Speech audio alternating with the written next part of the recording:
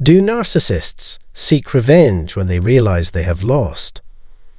Okay, let's get down to what a narcissist does when they know they're not getting what they want. It's easy to picture this cute little narcissist who was as innocent as a dog. But as they get older, they take in all the praise and attention like a sponge.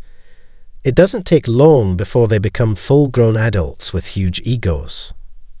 Be careful when things don't go their way. It feels like someone has hit them directly. And we're not just arguing about small things here. No, we're talking about things like setting limits or having your own thoughts that make them feel threatened. Get ready to learn a lot about the strange world of selfish behavior. It's like getting punched in the gut when they're angry. It's too much for them to handle, and it makes them feel unbearably stressed and anxious. It seems like they're walking on the edge, somewhere between being themselves and something much messier. When a narcissist is upset, anxious, or stressed, they may act in ways that are similar to people who have borderline personality disorder. Feelings like anger and envy, temper tantrums, and a lot of mental turmoil come to mind. For a narcissist, getting angry is like adding fuel to the fire. It can push them to a primary psychopathic state in the worst cases. This is different from the secondary psychopathy that is often linked to borderline personality disorder. People with borderline personality disorders and narcissists both have a hard time controlling their anger and often do harmful things to deal with it. Here's the thing. A mentally healthy person might stand up for themselves when they're angry to solve the problem. It's not like that for narcissists, though. They often act out by being mean to others, either verbally or physically. This is known as forceful snap short. They want other people to do what they say and follow their ideas about how things should be. As the narcissist tries to take control, any resistance or attempt to stand up for oneself can lead to violence. It is important to know that narcissists see anger as an internal fight and often don't pay attention to what's going on around them. For them, other people and things are just extensions of their own thoughts and only live in their minds. So when they're upset, they think it's because of something inside them, not something outside of them. They become violent when they feel upset because they want to ease their own discomfort by making others fit their idealized version of reality. They don't see other people as people. They think of them more like characters in their own movie, since they only live in their minds. So when they're mad at you, it's not because of something you did in real life. It's their made-up version of you that's making them mad. It doesn't help to leave because you're still living in their heads for free. They will keep being angry until they can get rid of that mental picture of you, get violent, or make you do what they want. Now narcissists can change into a different personality mode when things get really bad. It's kind of like flipping a switch. When they are in this mode, they act badly and without thinking, and they may have crazy reactions that make them seem almost crazy. People call these episodes borderline rage, and they're not like the normal fits of rage narcissists have. At first, when a narcissist is being cold and calculating, they might seem more like a normal movie villain, someone who is only interested in their evil plans and doesn't care who they hurt. On the other hand, they have this charming, sweet and light side that makes them the perfect match. Don't be fooled by the act, though. That darkness is still there, ready to show its ugly head. They'll act nice and concerned, but it's all a show to hide how they really are. Let's get real about this. People who seem completely normal on the outside may be up to some pretty bad things on the inside. They might smile at you while planning behind your back to ruin your life, like by spreading lies or trying to get rid of your job.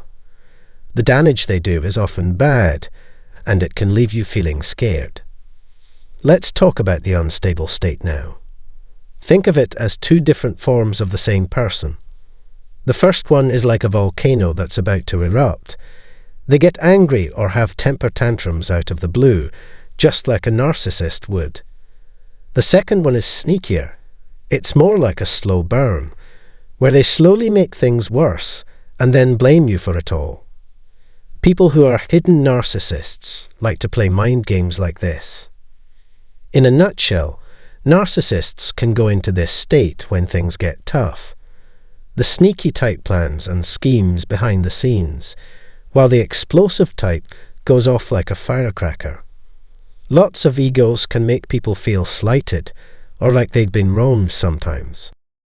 So, they plan ways to get back at anyone who they think has hurt them. They're pretty good at hiding what they really want to do by acting like nothing is wrong until they strike. Picture a fight between two groups. These people are experts at avoiding responsibility and telling themselves that their anger is right.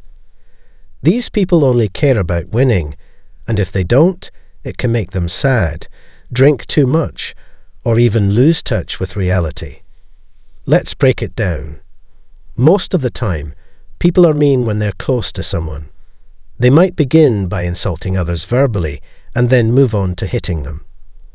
They treat others like things instead of people.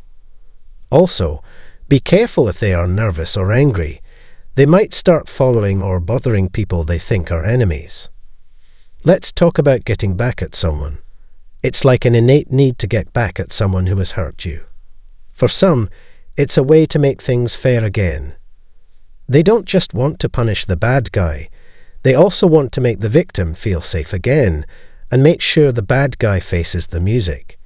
It's all about getting fair and finding balance. But now things get tricky. Sometimes, wanting revenge can become so strong that you can't get rid of the thought of getting even. If you don't do anything about it, it can turn into a personal grudge that makes you hurt yourself or others. It's like putting all of your time and effort into something that makes you feel bad and might even drive you crazy. Another kind of payback is narcissistic. This is a different area. Narcissists use getting even to boost their delicate egos and deal with feelings of shame or disrespect. Even though they're the ones making all the trouble, they see themselves as the victim, like they need to show everyone who's boss to feel better about themselves. Or maybe they're on a power trip. That person is a snob and thinks they are supreme and perfect. But when someone makes them look bad or questions their power, they get angry and want to get back at the person. They try to boost their ego and feel strong again by punishing the person they think is to blame. Basically, when they lash out at people they think have hurt them, whether it was someone who stood up to them, wouldn't do what they wanted, or made them look bad, they are trying to get back to seeing themselves as godlike. In other words, if you start to think about getting even, stop and ask yourself why. Do you just want to keep your pride safe, or do you want to feed your ego? If you want to do something, you should figure out if you're acting out of greed or because you want justice. Are you more likely to be fair and sensible, or are you more likely to be petty and full of yourself? It's a thin line, but being clear about what you want can make all the difference. In the end, people who have been hurt by someone else's acts just want things to go back to the way they were. Everyone benefits from finding a fair answer, like giving money or making things right. Some people may want to get even out of a sense of righteousness, while others may look for useful ways to solve their problems. It all depends on the road you pick. Thanks for seeing it. Before you leave, we'd like to invite you to provide us with help on Ko-Fi for as little as $1. Your donations help keep the material you love going and let us keep making more of it. Also, if you decide to become a member, we'll happily put your name at the beginning of our videos to show how much we appreciate your help. A small act like this makes a big difference, and every dollar helps us get better and grow. To join our Ko-Fi group and be a valuable part of our journey, click the link in the description. Thanks for thinking about it and for being an important part of our community. Navigating life after leaving a relationship with a narcissist can indeed be incredibly challenging. The aftermath often involves grappling with a whirlwind of conflicting emotions, including hurt, confusion, and even self-doubt. It's natural to question the sincerity of the love you felt and the promises that were made, especially when faced with the abrupt departure of someone you deeply cared about.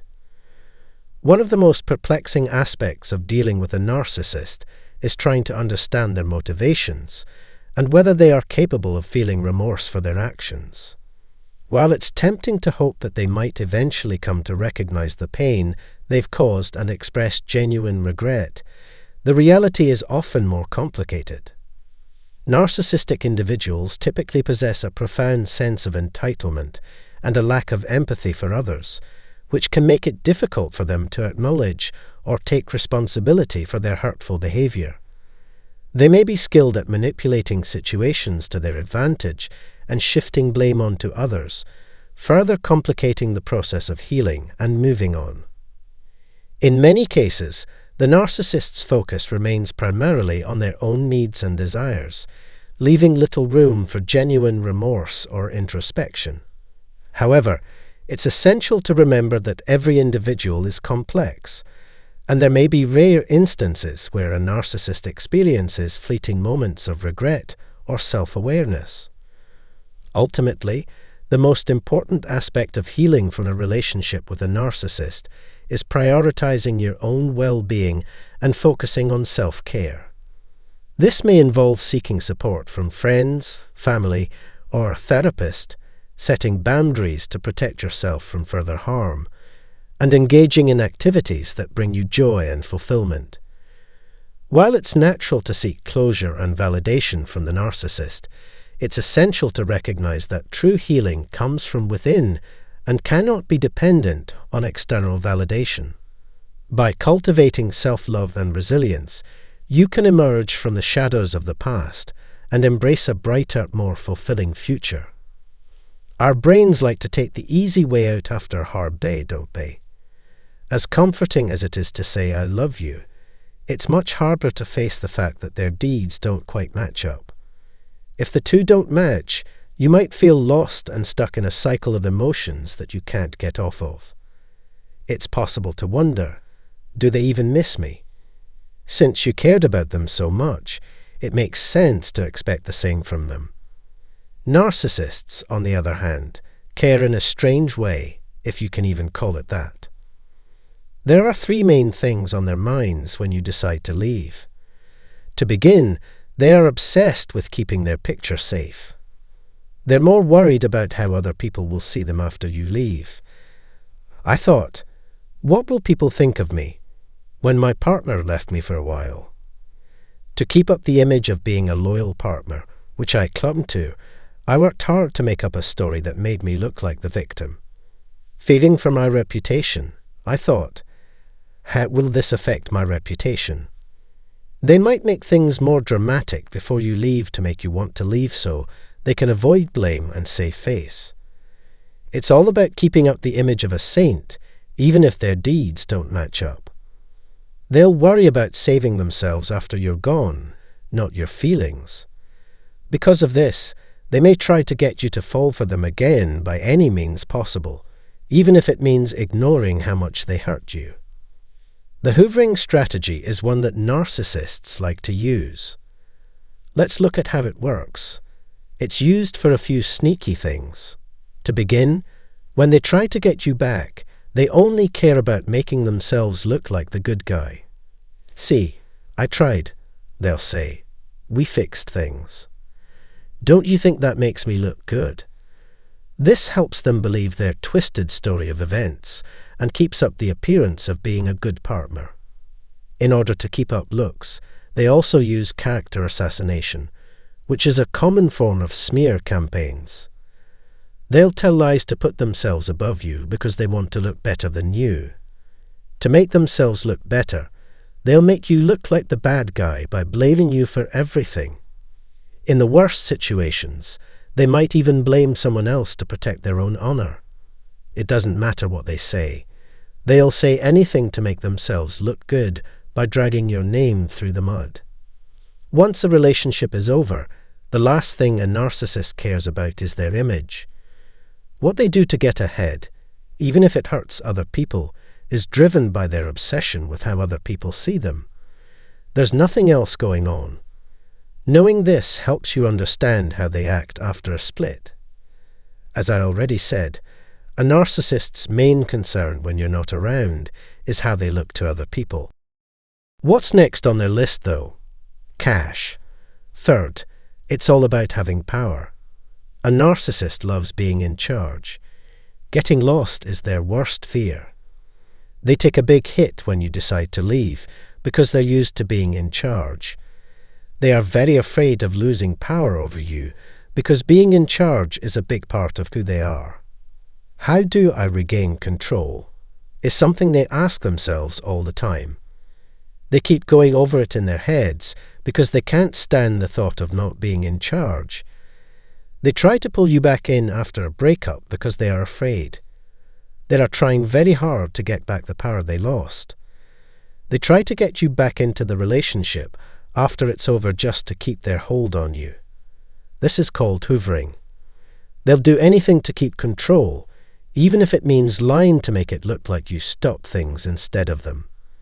It's all part of their plan to keep power even after the relationship is over. Let's deal with narcissists in a real way. Their world is run by three things: their money, their image, and their need to be in charge. People who are narcissistic will do anything to protect these three people. If you want to get away from a narcissist, it's important to understand these basic things. It can change the game to know how scared they are of losing power, how much they care about how they look, and how desperately they want to keep their money. Of course, these things also play a big role in legal matters like divorce or child custody fights, which is why they act the way they do after you leave. One big truth about narcissists is that they only care about themselves. This is especially true when a relationship is ending.